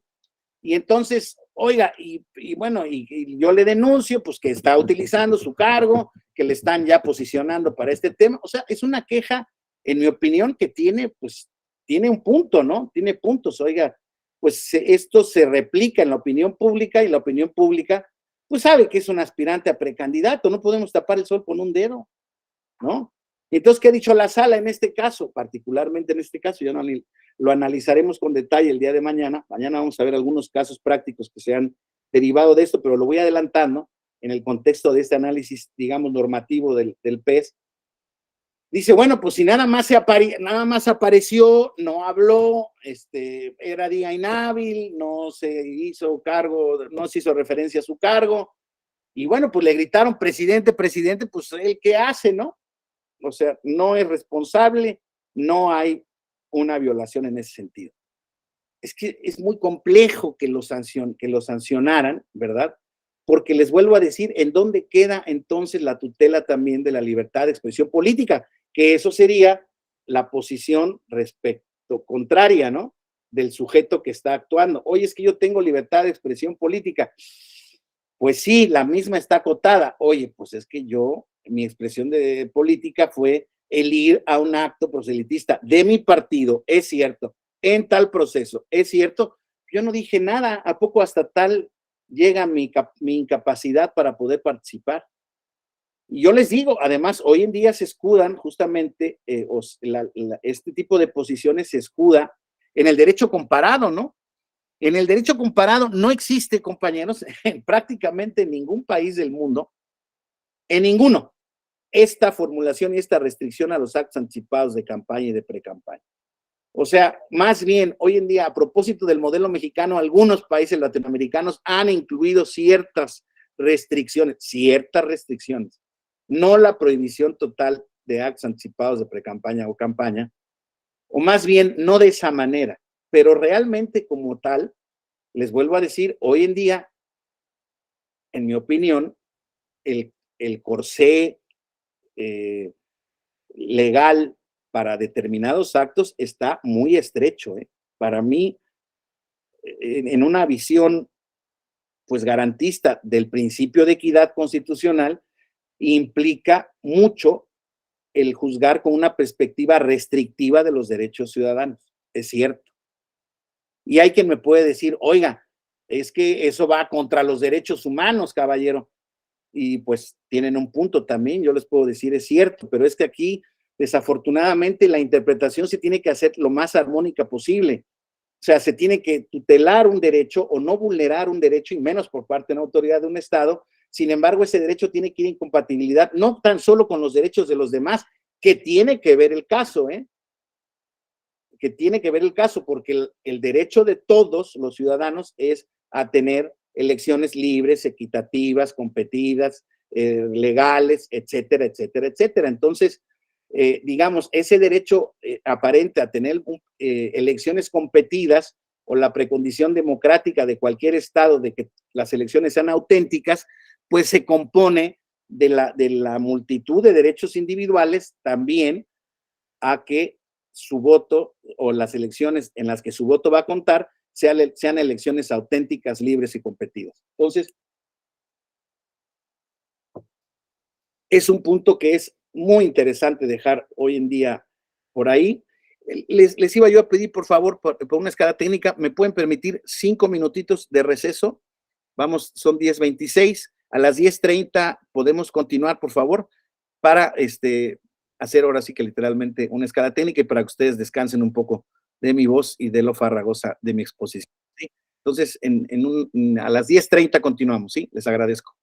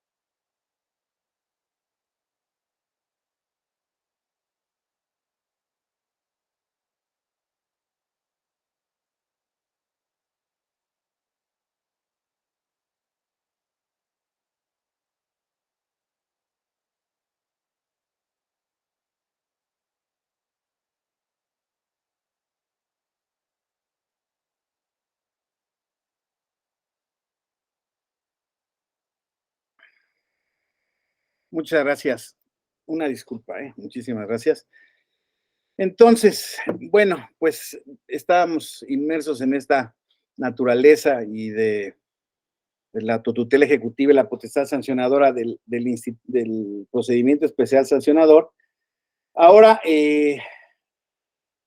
vamos a ver cuáles son las características del PES. La siguiente, por favor, Inés, si eres tan amable. Características del PES. El PES está regulado en la Ley General de Instituciones y Procedimientos Electorales, en el artículo 470-477. Ya la reforma de 2014 fue la que generó, desde 2007 se creó el procedimiento especial con motivo de esa sentencia que hemos analizado, pero a partir de la reforma de 2014 se dio digamos, una bipartición de funciones, ¿no? Se activa, primero que nada se establece en esta reforma las conductas denunciadas, ¿no? Las conductas denunciadas, que en términos generales están previstas en la base 3 del artículo 41 constitucional, ya veremos ahora los supuestos en específico en la siguiente lámina. Incluye la posibilidad de implementar medidas cautelares, ¿no? Que incluyan cancelación inmediata de transmisiones de spots de propaganda en radio y televisión, o la inhibición de conductas en específico. Se incluye además, como les decía yo, en términos y en cumplimiento del artículo 134 constitucional, la prohibición personalizada de los servidores públicos, la utilización de recursos públicos. Esta también procede por denuncia o por investigación de oficio de la autoridad electoral. Eso es muy importante. Por ejemplo, en reglas físicas de propaganda electoral, que ven, ustedes saben que uno de los puntos más recurridos o muy recurridos por parte de los aspirantes es a la contratación de espectaculares, a la pinta de barras, etcétera, etcétera. El instituto hace monitoreos regulares físicamente para evitar que existan, o en su caso, para levantar denuncias en caso de que existan espectaculares, pintas o cualquier símbolo físico que permita identificar que alguien se está posicionando de manera indebida en un determinado proceso electoral. Entonces, no tan solo, insisto, por la denuncia, sino también se puede investigar de oficio. Y algo muy importante también respecto de la efectividad de este procedimiento es que se puedan desechar las demandas correspondientes en un plazo muy breve, discúlpenme, porque, como les decía yo, ha existido una tendencia a la hiperlitigación de este tipo de asuntos, que ha generado la necesidad de que únicamente sean los asuntos que tienen base, que tienen materia para poder ser revisados y analizados, sean los que obtengan o medidas cautelares o una resolución de fondo. Eso es muy importante, insisto, porque es parte, digamos, forma parte del procedimiento expedito del mismo. Ahora, uno de los objetivos fundamentales de este procedimiento es que se establezcan o que se resuelvan, o que su finalidad sea eficaz en la etapa del procedimiento específico en el que se está dando. Sin embargo, debemos decir que a pesar de que existen estas reglas tan específicas, tan complejas, tan completas respecto a la regulación de procedimiento especial sancionador, hay muchas denuncias que, pues, por su desahogo y por su tramitación, ya veremos cuáles son las facultades específicas de cada autoridad, pues requieren de mucha investigación, requieren de verificar exactamente cuáles son los hechos que se están, no tan solo denunciando, sino los hechos que se están verificando en la realidad, ¿no? Por decirles algo, muchas veces las denuncias dicen, por ejemplo, existen 41 espectaculares y 17 bardas ubicadas en la zona metropolitana de Guadalajara, lo que abarca 11 municipios, y en las que se está posicionando X o Y persona para próximo candidato a la presidencia municipal, a la gubernatura del estado. Entonces, bueno, pues existe entonces la denuncia correspondiente, existe el despliegue de las actividades investigadoras por parte del instituto, Y bueno, como ustedes se podrán imaginar, prácticamente, específicamente, es complejo que la autoridad electoral pueda poner en marcha de manera plena, tan rápida, la posibilidad del establecimiento de los 41 espectaculares y las 10 y tantas, ¿no? Habría que verificar en muchos casos si además esta alegación, por ejemplo, pues contiene los elementos indiciarios probatorios mínimos que permiten a la autoridad identificar que lo que se está denunciando auténticamente es un hecho efectivamente realizado. Entonces, pero vamos antes de ello a ver los supuestos de procedencia del PES, por favor, Inés. Gracias. Entonces, estamos viendo, ¿no?, en qué contexto se da el nacimiento de este procedimiento especial sancionador. Estamos viendo que se han ampliado en sucesivas reformas legislativas y constitucionales los supuestos de aplicación, pero vamos a verlas con detalle cuáles son. Conductas que violen lo establecido en la base 3 del artículo 41 constitucional o en el 8º párrafo del artículo 134 constitucional, lo que implica en supuestos de procedencia propaganda que contengan expresiones que calumnien a las personas, ¿no? Después, difusión de propaganda gubernamental o de cualquier otra de los poderes, salvo la materia electoral, los servicios educativos y de salud, así como de protección civil en un proceso o no, o fuera de un proceso electoral correspondiente. O sea, la propaganda gubernamental, de acuerdo al 134, recuerden ustedes, salvo esos casos en específico, no está autorizada a la, digamos, en su desarrollo, perdón, a su exposición en el desarrollo más bien de un proceso electoral específico. La propaganda en radio y televisión contratado por cualquier persona, ¿sí?, contravengan cualquier norma sobre propaganda político-electoral, que si es campaña negra, denostativa, etcétera, etcétera, etcétera. Constituyen actos anticipados de campaña o pre-campaña, ya lo veíamos. Contengan promoción personalizada de los funcionarios públicos y o se utilicen recursos públicos en las campañas electorales. Además, la siguiente, por favor. En la reforma de 2020, en la reciente reforma de 2020, se da también el supuesto de procedencia del PES en el caso en que exista o se denuncie violencia política en razón de género, perdón. Ya saben ustedes que en la última reforma a la Ley General de Acceso a las mujeres a una vida libre de violencia, que puede impactar fundamentalmente en la legislación electoral, establece en términos generales cuando existe violencia política de género, ahí se puede denunciar también digamos, este tipo de conductas mediante el procedimiento especial sancionador. Ya veíamos en términos generales, o veremos en términos generales, que esta ley, la reforma de esta ley, establece en forma muy genérica, desde luego esto es motivo prácticamente de un diplomado en específico, ¿no?, el tema de la nueva reforma sobre la violencia política de género. Aquí acercamos cuáles son un poco el contenido o el despliegue, los elementos de las conductas que se pueden denunciar, acciones o omisiones de cualquier tipo basados en elementos de género en ámbitos públicos o privados y con objeto o resultado de limitar, menoscabar o anular el ejercicio de derechos político-electorales, el pleno ejercicio de un cargo, la labor o actividad, o bien el acceso al ejercicio y prerrogativa de cuando se trate de precandidaturas, candidaturas o cargos públicos por parte de mujeres. Les decía yo, esta nueva reforma que establece este nuevo, digamos, este nuevo rubro tan importante para poder verificar que los derechos político-electorales de las mujeres no se vean vulnerados con base en el ejercicio de violencia política en su contra por el hecho de ser mujeres. Eso ha generado también un montón de denuncias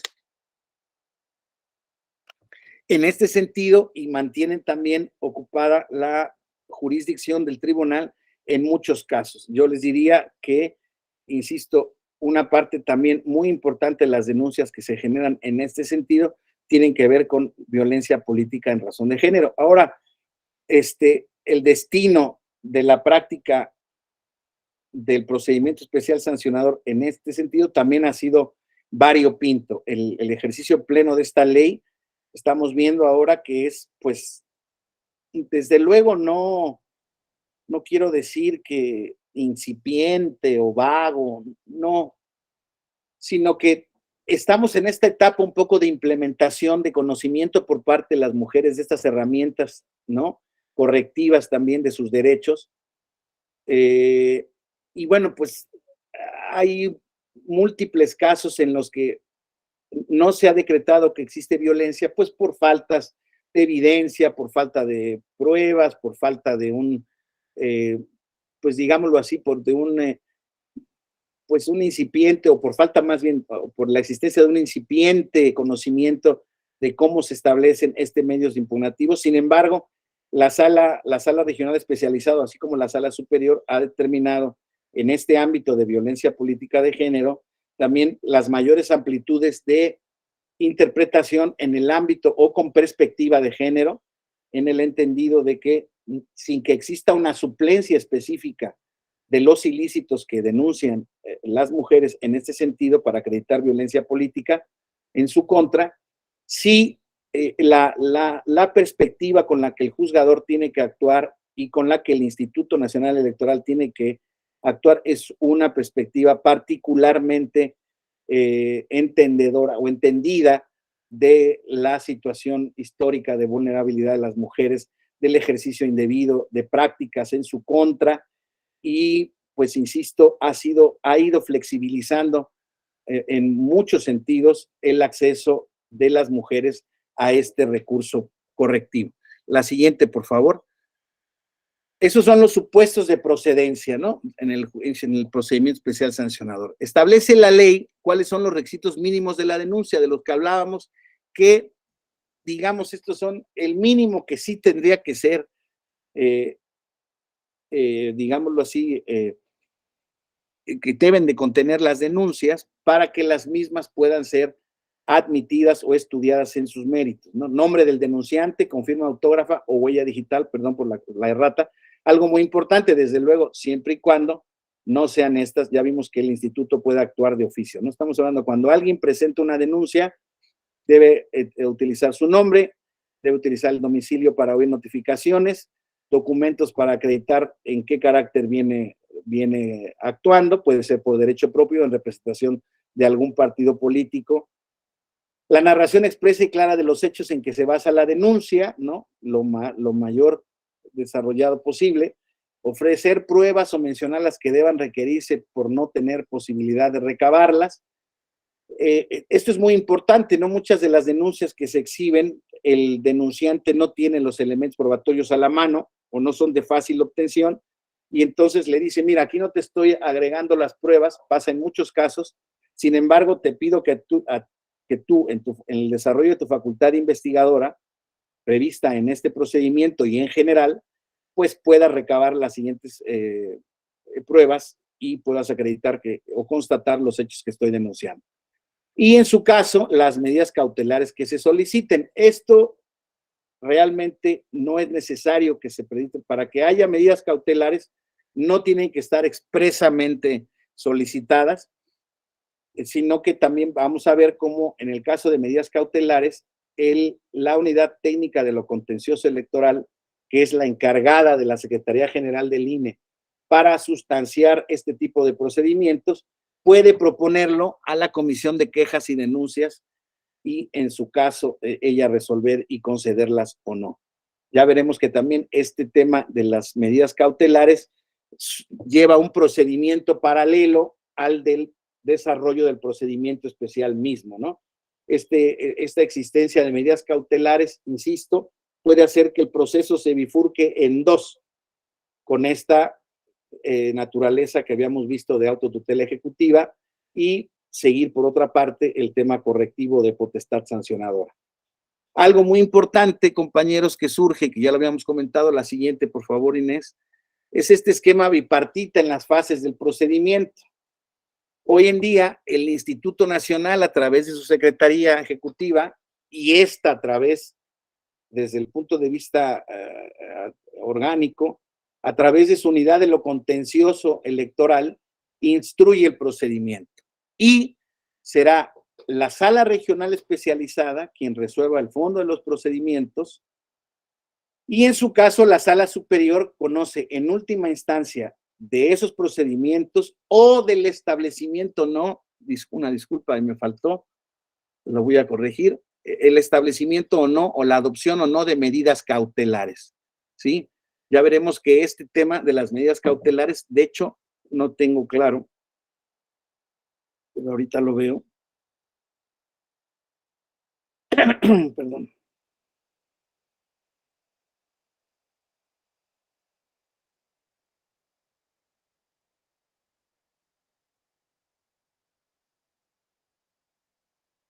Sí, el viernes, compañeros, veremos el tema específico de las medidas cautelares en el procedimiento especial sancionador, en este mismo diplomado de procedimiento especial sancionado de derechos humanos.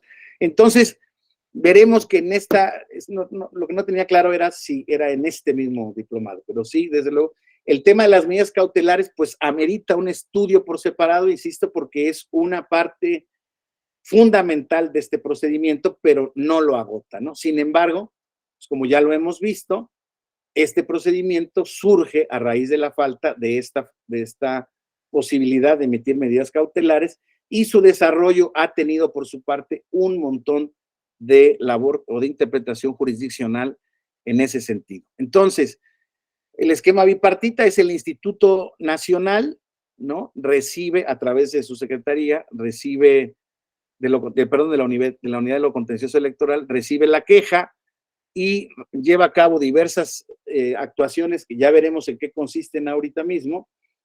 Y luego la sala regional especializada resolverá el fondo de los procedimientos una vez que el proceso esté instruido y desarrollado, investigado por parte de la unidad de lo contencioso electoral. Y en su caso, la sala superior, respecto de esas sentencias que emita la sala regional especializada, podrá verificar si en efecto las determinaciones que tomó son de acuerdo a la constitucionalidad y a la legalidad, o en su caso, insisto, resolverá sobre la adopción o no de medidas cautelares por la Comisión de Quejas y Denuncias del Instituto, que es la facultada en primera instancia para imponer. Entonces, la siguiente, por favor. En este esquema bipartita de las fases del procedimiento, veamos cuáles son las facultades del Instituto Nacional en el procedimiento especial sancionador. Pues digámoslo así, es una facultad indagatoria, ¿no? O instructora del procedimiento. Consiste en la averiguación, instrucción, investigación o inspección de los hechos denunciados. ¿Sí? Esto es, como ya lo veíamos, recibe la queja o denuncia, hace un análisis o de procedibilidad de la denuncia. Algo muy importante, me detengo un momento. Uno de los puntos importantísimos que tenemos que identificar en este ámbito es que este desarrollo lo estamos viendo o está aplicado para, es como facultades de la Autoridad Electoral Federal en las elecciones federales. Por lo que hace a este tipo de procedimientos en las elecciones locales, será correspondiente o será correspondencia de las autoridades electorales locales el establecimiento y desarrollo del mismo. Prácticamente todas las legislaciones electorales locales tienen el establecimiento de un procedimiento especial sancionador que será referido más o menos en estos casos al órgano público local electoral correspondiente, que a su vez determinará en esta fase bipartita, más bien remitirá el expediente al tribunal electoral correspondiente de la entidad federativa de que se trata, y este emitirá resolución de la que podrá conocer las salas del tribunal, dependiendo del tipo de elección de que se trate en el que se haya dictado ese procedimiento. Entonces, pero en este caso, en este procedimiento del Instituto Nacional Electoral, ya identificando que estamos hablando específicamente de facultades en elecciones federales, puede haber denuncias que se refieran a la elección de presidente de la República, en cuyo caso, desde luego, la facultad de indagatoria va a corresponder a las autoridades centrales del instituto, ¿no? A la Secretaría Ejecutiva, la Unidad Técnica de lo Contencioso Electoral, pero también hay oportunidades o hay quejas y denuncias que se refieren respecto de las elecciones de candidatos a diputados o senadores federales.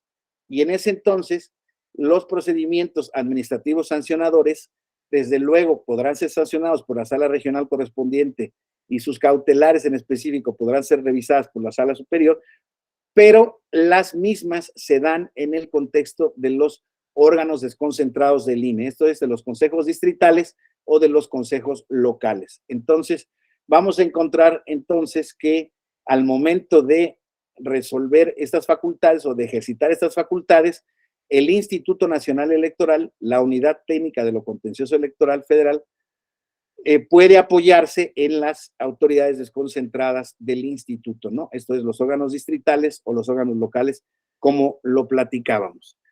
Entonces, reciben la queja o denuncia, ya lo platicábamos, hace un análisis de procedibilidad de esa denuncia y esa denuncia podrá desecharse sin prevención alguna si es que le faltan algunos de los requisitos a la denuncia. Una disculpa por la errata, caray. Discúlpenme. Luego no se aporten o no se aporten prueba alguna, ni se diga que haya alguna que recabar respecto de los dichos, o establece la ley la posibilidad de desecharlo cuando la denuncia sea evidentemente frívola, esto es cuando a juicio de la unidad técnica de lo contencioso, pues no contenga los elementos mínimos de factibilidad, de seriedad para ser llevados a cabo, para ser llevado a cabo un procedimiento especial. La siguiente, por favor. Entonces, fíjense, ya empezamos aquí la revisión de los plazos que establece el código, la ley general, perdón, en ese sentido. La unidad técnica de lo contencioso electoral deberá admitir o desechar la denuncia en plazo no mayor a 24 horas posteriores a su recepción, ¿no? La audiencia de alegatos, cuando la denuncia sea admitida, tendrá que celebrarse dentro de las 48 horas posteriores a la admisión, y una vez recibida la denuncia también se notifica de manera inmediata al demandado y se corre traslado con la denuncia y anexos. Se establece la posibilidad de dictar medidas cautelares o no, en su caso, justificándolo. En la audiencia correspondiente que hemos visto, que se celebrará entre las 48 horas, la audiencia de alegatos, solo se van a admitir pruebas documentales y pruebas técnicas. Desde luego se podrá alegar lo que a su derecho corresponde, pero realmente lo que se tratará de verificar es, mediante las pruebas técnicas y las pruebas documentales, la existencia o no de las conductas indebidas. Una vez que se lleva a cabo esta instrucción, esta fase, digamos, de conformación del expediente del procedimiento, el expediente se remite a la sala regional especializado, evidentemente, con un informe circunstanciado en el cual la unidad técnica de lo contencioso determinará, pues, desde luego lo que él estima respecto de cómo se llevaron a cabo las diligencias, qué dijeron las partes, etcétera, etcétera, etcétera. Las reglas de trámite en materia de propaganda, 474.1 de la ley, hay que establecer aquí que también cuando se trata del tema del indebido pautado de publicidad en radio y televisión, la autoridad, la unidad técnica de lo contencioso electoral tendrá que verificar exactamente las condiciones específicas de si ese anuncio o no está pautado o no en el medio, ya sea de radio o televisión, del que se esté denunciando, y procederá en su caso a emitir las medidas cautelares conforme a las reglas estas del 474.1, que es prácticamente de manera inmediata notificará a las emisoras correspondientes. La siguiente, por favor. Respecto de este esquema bipartita de las fases del procedimiento, tendríamos que ver las reglas respecto a violencia política de género, ¿verdad? Que establecen en el 474 bis desde luego que quien lo tengan a la mano lo pueden ver, pero establece un procedimiento específico. Dice, en los procedimientos relacionados con violencia política contra las mujeres en razón de género, la unidad técnica de lo contencioso electoral ordenará en forma sucesiva iniciar el procedimiento, así como resolver sobre las medidas cautelares y de protección que fuesen necesarias. Cuando las medidas de protección sean competencia de otra autoridad, que es el caso usual, la Secretaría Ejecutiva dará vista de inmediato para que proceda a otorgarles conforme a sus facultades y competencias. Dice el párrafo 2, cuando la conducta infractora sea del conocimiento de las autoridades electorales administrativas, distritales o locales, también de inmediato lo remiten a la Secretaría Ejecutiva del Instituto para que ordene iniciar el procedimiento correspondiente. Ahora bien, cuando las denuncias presentadas sean en contra de algún servidor o servidora pública, la Secretaría Ejecutiva dará vista de las actuaciones, así como de su resolución, a las autoridades competentes en materia de responsabilidades administrativas para que en su caso apliquen las sanciones correspondientes en términos de Ley General de Responsabilidades Administrativas. Establece una particularidad respecto a reglas de lo que debe de contener la denuncia, que son muy similares a las que habíamos visto.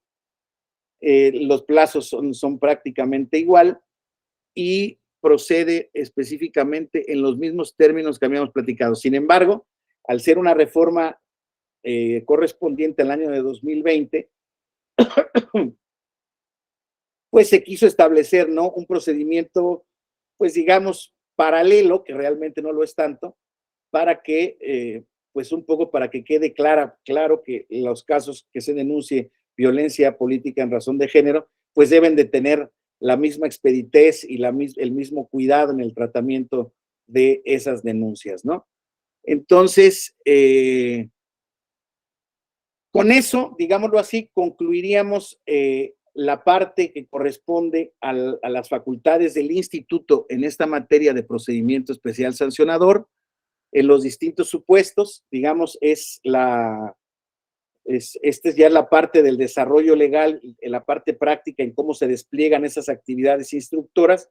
Mañana seguiríamos con el complemento del caso ya en las facultades que corresponden al Tribunal Electoral en materia resolutiva. Veremos qué puede hacer, qué puede resolver la Sala Regional Especializada y eventualmente la Sala Superior.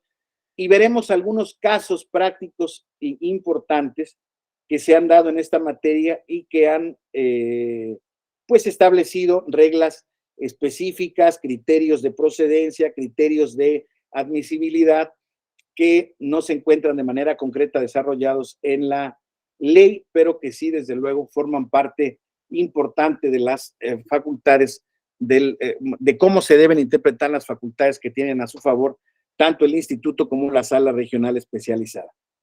Entonces, compañeros, pues casi es la hora. Les agradezco mucho su atención a esta primera parte de la exposición. Queda un minutito por si alguien quiere hacer alguna pregunta, alguna aclaración. Estamos ya casi cerca del cierre, pues les pediría que fuera breve. Y si no, pues mañana vamos a tratar de concluir un poco antes para poder abrir un espacio un poco más largo, ¿no? Vamos a tratar de que sea una media hora por lo menos. Y si no tienen algún otro comentario, pues aquí lo dejaría en esta primera parte y pues mañana nos vemos a la misma hora para concluir con el tema.